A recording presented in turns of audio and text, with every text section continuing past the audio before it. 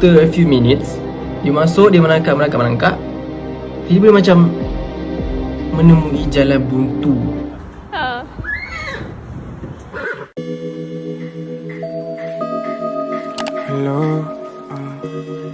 Hello guys, welcome back to my channel. Yang macam biasa tak seberapa nak gah. Mungkin dia tak gah dulu, dan mungkin akan gah suatu hari nanti. Kita pun tak tahu. Okay, aku ada nak cerita pasal satu benda. Benda ni aku rasa tak tahulah, ada yang dah tahu dan ada juga yang tak tahu. Yang tu pastilah sebab aku pun baru tahu. And cerita ni pasal seorang lelaki Malang yang meninggal akibat tersepit di dalam sebuah gua. Okay, before that, kenapa aku nak cerita ni?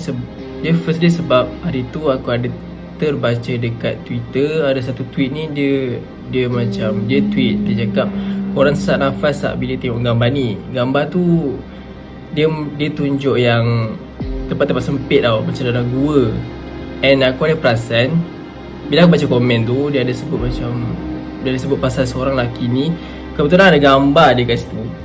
Dia cakap, korang tahu tak, ada cerita pasal seorang lelaki yang tersepit di dalam satu gua. Okay, cerita dia mula macam ni. Cerita ni mula 10 tahun yang lalu, di mana ia melibatkan seorang lelaki yang bernama John Edward Jones. Dia lahir pada 21 Januari 1983 dan mati ketika dia berusia 26 tahun. Kisahnya, dia sebenarnya dibiarkan mati di dalam sebuah gua yang diberi nama Noti Putih. Tak tahu macam mana pronounce Nati Pati or Noti Putih di Amerika. Okay, sebelum itu lelaki ni, John ni, dia belajar di salah sebuah pusat perubatan yang dikenali sebagai University of Virginia. Dia sudah berkahwin dan mempunyai seorang anak. And masa dia masuk gua tu, isteri dia mengandung seorang lagi anaknya. Nak dijadikan cerita, John ni seorang yang gemar untuk meneroka. Dia macam sukalah nak masuk-masuk gua, teroka gua ni, gua tu, bagai. Dia memang satu family suka jelajah gua dari kecil. Ayah John ni, dia selalu bawa dia dan adik dia untuk meneroka gua-gua lama yang terbiar di Utah, Amerika. Bermula cerita dia pada umur dia 26 tahun tu. Dia macam nak teroka lah, takkan nak tidur. Okay, sambung, spoil. Umur 26 tahun tu dia nak teroka satu gua ni, Gua Nati Pati, yang terletak di Amerika. Okay, masa tu John, adik dia dan 10 orang lagi ahli keluarga ada bersama.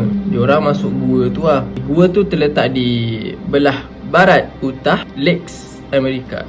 Gua tu pada masa itu dikenali sebagai salah satu gua yang ekstrim. Memang ekstrim lah. Kalau apa yang aku dah observe, gua tu dia macam licin. Jalan-jalan ni pun macam sempit. Apa, dia punya jalan pun berliku-liku kan. Korang tahu lah gua kan, macam mana dalam tu. And gua tu telah diteroka oleh manusia pertama yang bernama Dale Green, iaitu pada tahun 1960. Okay, gua itu tidak lagi diteroka selepas 2009 kerana kematian John ini. Kalau korang nak tahu kan, sebelum kisah John ni, dah ada kes di mana 4 orang pengangkat muda terperangkap di dalam gua tersebut. Tetapi mereka selamat kerana badan 4 orang ahli pengangkat itu kecil. Nak berbanding dengan John ni, John dia berketinggian 6 kaki. Iaitu kalau kita convert dalam cm is 182 cm. Bapak tinggi gila tu, Mak Saleh kan. And dia punya berat equal to 90 kilo tak silap. So dia macam, kalau kita bayangkan pun dia makan tinggi dan tak tahulah tough ke tidak, tapi itulah. Nak compare tu, kalau Malaysia dah 90 kilo tu dah kira gemuk, obes lah tu. Okay, Okay, tak kisah pasal tu, kita sambung cerita. Okay, sebenarnya tujuan John ke gua tu selain untuk meneroka, dia juga adalah untuk menyambut, dia macam simbolik lah, untuk menyambut hari kesyukuran dalam 2 hari lagi yang akan datang. Untuk pengetahuan kamu semua, John sudah lama tidak meneroka gua. Dia tak pergi gua hampir 6 tahun. Mungkin selepas dia punya perkahwinan, so dia macam rest lah. Dia macam gantung boot dah kerja kata orang kan. Dia dah masuk gua dah almost 1 hour dalam cave tu dengan kawan-kawan dia, dengan adik dia kan, nama Josh. So John ni rasa macam nak teroka tau. Dia nak teroka lagi dalam pasal gua natif-natif tu. Apa lagi dia dah jumpa satu lubang tu yang biasa orang kenal as a birth canal. Lubang gua ni nak masuk tu kecil tau. Memang kecil lah. Okay, lepas tu dia dah rasa nak masuk. Dia masuk lah guna kepala. Dia masuk kira masuk merangkak ke depan. Sebab lubang tu kecil. And then dia masuk ke dalam tu, dia sebenarnya tak sedar yang dia dah tersalah masuk lubang. Sebab lubang tu bukan birth canal. Lubang tu just a hole yang mati, macam jalan mati lah kira kalau masuk tu. Tak boleh nak tak ada benda dalam tu. After a few minutes, dia masuk, dia merangkak. Tiba-tiba dia macam menemui jalan buntu. Dia pula masa tu sedar yang posisi badan dia tu salah. Sebab dia dah masuk guna kepala.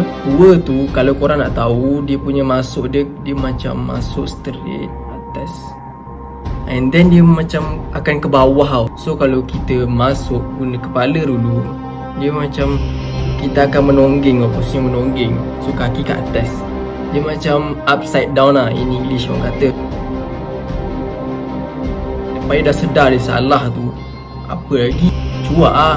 Dia cuba nak keluar, tapi dia nak keluar tu, dia rasa makin sempit. Sebab tangan dia macam tertindih kat bawah. So dia makin sempit. Dia dah takut gila. Adik dia, Josh ni, pergi cari abang dia ni, John ni. Lepas tu dia nampak abang ni punya kaki lah kat belakang kan. And then dia cuba tarik. Dia tarik John. Hal ini menyebabkan kawasan yang lubang tu jadi makin sempit. Sebab dia dah tarik. So tangan dia pun dah timpak kat badan. So dia dah tak boleh nak buat apa-apa.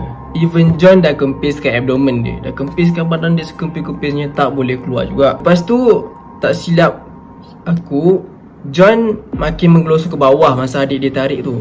Sebab dia macam nak tolak, lepas tarik balik, tolak tarik balik kan. Sebab dia nak pull abang dia.